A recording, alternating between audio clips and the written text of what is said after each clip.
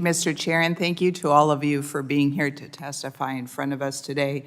I have a bit of breaking news for the committee.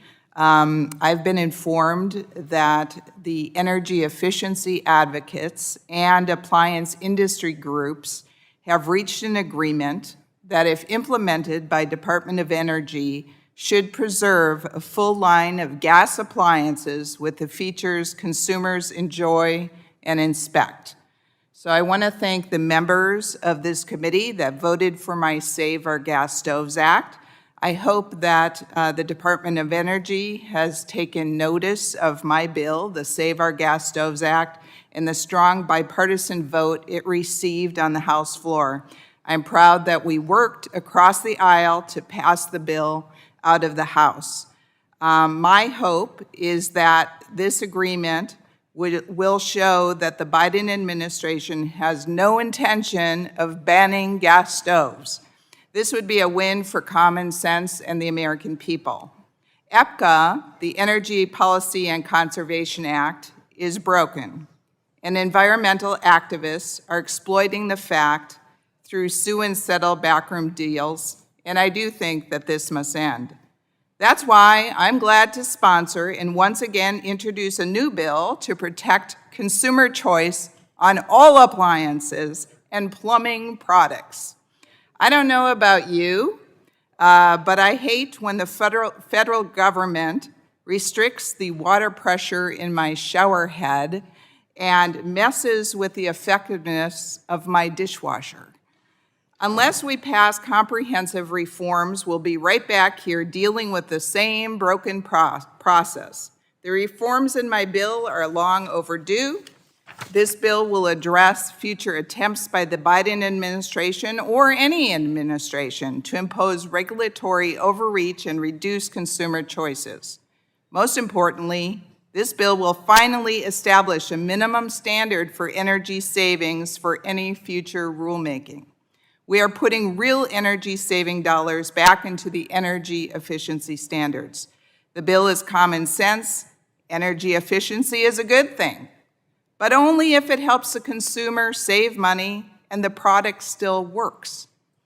The bill will establish the standard that any future rule must save the consumer at least 10%.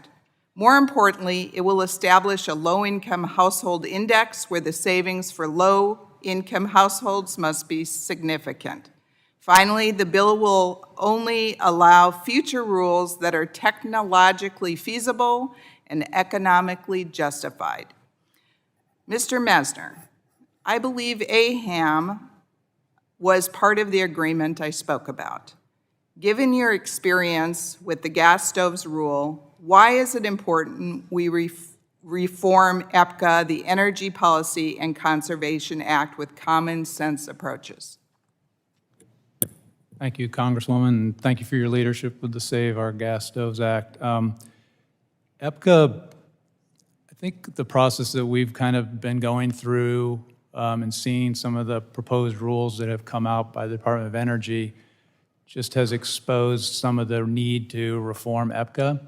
EPCA has a lot of the things that people talk about that are important about protecting features and consumer choice and economic justification and technological feasibility. It has all that in the law, but it's just that DOE has to consider these factors.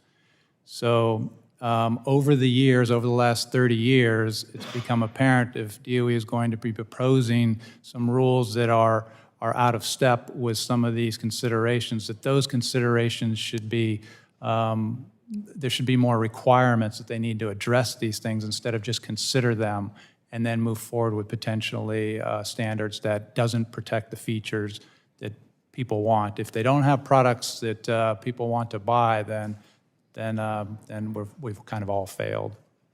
Well, thank you.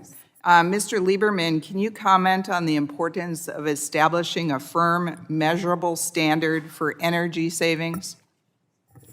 The upside of these standards for consumers is the energy or water saving. Mm-hmm. That has to be weighed against the downside, a higher upfront cost, potential diminution of product features, performance, reliability, longevity. And if the upside is very, very small, then it's quite likely that these are standards that are going to be more trouble than they're worth. For example, the proposed gas stove or the proposed stove rule for gas stove was estimated to save gas cooktop stove owners $1.51 per year, and that's been revised downward. I've heard we'll have to see what this new negotiated agreement comes up with. That's a very, very modest upside given the risks, especially for people who like cooking with gas and are concerned that gas stoves will have to eliminate some of their favorable features. So